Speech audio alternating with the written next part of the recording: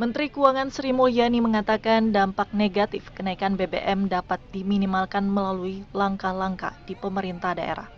Ia menyebut para kepala daerah berperan penting dalam mendeteksi dini pergerakan harga, terutama harga pangan, angkutan, dan lainnya.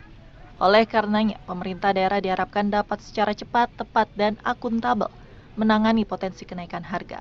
Pemerintah pusat sesuai instruksi Presiden Joko Widodo telah mendorong para kepala daerah untuk menggunakan 2% dari dana alokasi umum serta dana bagi hasil untuk pengendalian inflasi.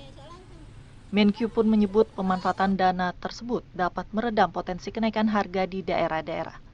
Hal tersebut disampaikannya usai menghadiri rapat internal di Istana Kepresidenan Jakarta Selasa 13 September.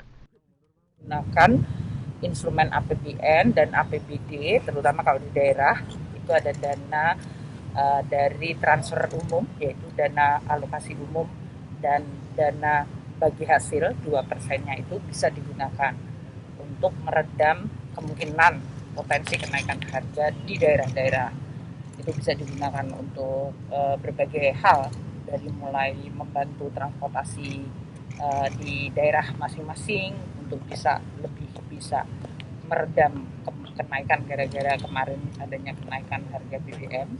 Sementara itu, Menteri Koordinator Bidang Perekonomian Erlangga Hartarto mengatakan, dua sektor utama yang menjadi perhatian dari dampak inflasi yakni pangan dan transportasi. Ini kan baru mulai, jadi kita lagi memonitor angka inflasi, dan besok akan ada rapat inflasi, rapat koordinasi daerah dan pusat di Surabaya mengenai inflasi. Nah, besok kita akan beberkan apa faktor inflasi di masing-masing daerah.